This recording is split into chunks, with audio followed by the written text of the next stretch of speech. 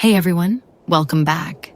Today, we are stepping away from subterranean transit systems and haunted hotels to talk about what is widely considered the most isolated and mind-bending environment on Earth, the open ocean. If you search through maritime mystery forums or deep web nautical threads, you will always find stories about the unforgiving, storm-battered coasts of the Scottish Highlands. That's what's written all over the internet anyway. Whenever I'm scrolling through these threads late at night, the stories that chill me to the bone the most are always about the remote, off-grid lighthouses in the North Sea. As a female creator who loves investigating the paranormal and the unexplained, I realized I've actually never covered deep sea or maritime horror on my channel before.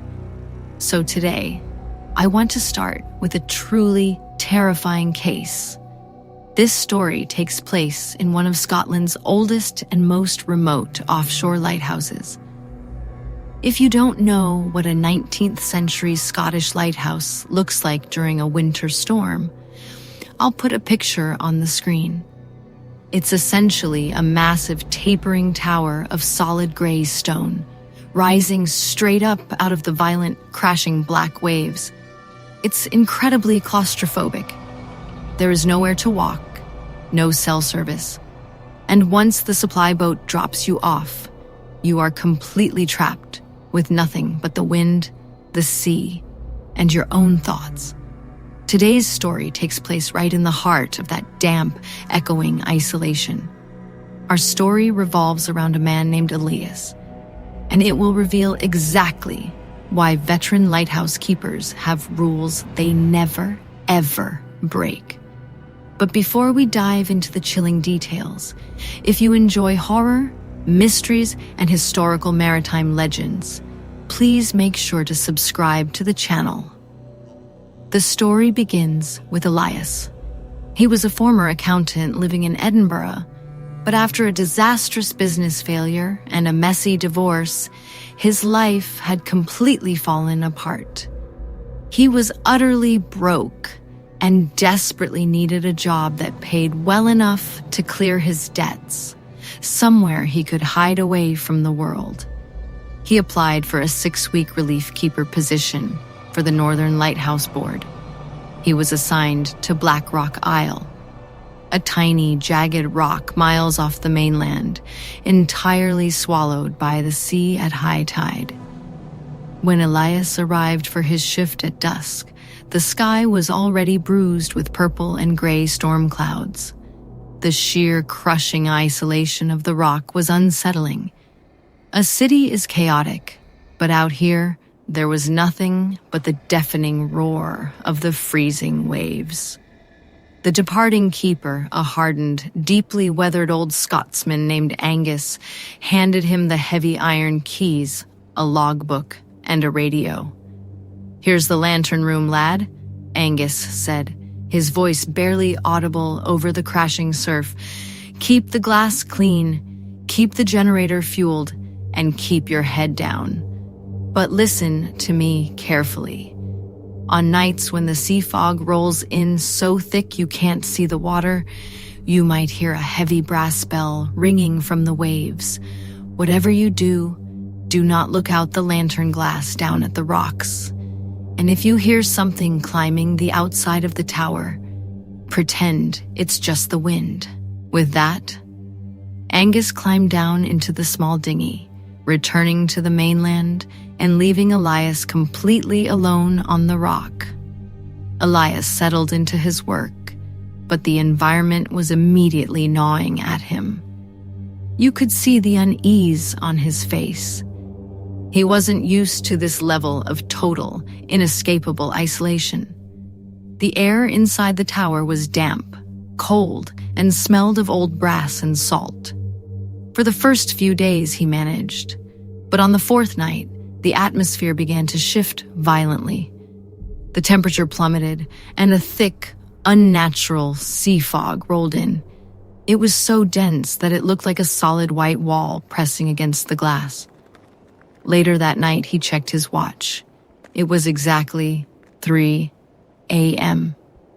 Elias was up in the lantern room, wiping down the massive rotating glass lenses. The silence of the fog was absolute, muffling even the sound of the ocean below. Suddenly, from deep within the pitch-black fog, he heard a sound of clang. It was the unmistakable sound of a heavy, submerged ship's bell ringing. Elias froze, dropping his rag. He strained his ears. Over the rhythmic clanging, he heard the creaking of rotting wood and the snapping of heavy canvas sails, but there were no modern ships that used sails in these waters. The sound grew deafeningly loud, right at the base of his tower. And then a horrific, collective groan echoed up from the water, the sound of dozens of men choking and gasping for air. Elias whispered to himself, "What on earth is that? It's impossible." He slowly walked toward the edge of the lantern room glass. He remembered Angus's warning not to look down at the rocks, but human curiosity and fear are a dangerous mix. A cold sweat broke out on Elias's forehead as he leaned his face against the cold glass and peered down into the swirling white mist. Suspended in the fog, directly below the lighthouse, was a massive, rotting 18th century galleon. It was smashed to pieces, its hull completely crushed, suspended just above the violent waves, as if frozen in time. And standing all over the jagged rocks at the base of the lighthouse, illuminated by the sweeping beam of the lantern, were figures. There were dozens of them. They were wearing tattered, seaweed-draped sailors' clothes from hundreds of years ago. Their backs were turned to him, their heads bowed, swaying unnaturally in the wind. Panic seized Elias. His instincts screamed at him to run down the spiral staircase and hide in his quarters, but his legs felt like lead. Slowly, the figure closest to the base of the tower twitched. "The light!" a voice echoed. It didn't come from the figure's mouth. It sounded like it was bubbling up from the water itself. "You didn't light the beacon. We drowned in the dark." Elias stepped back, his heart hammering against his ribs.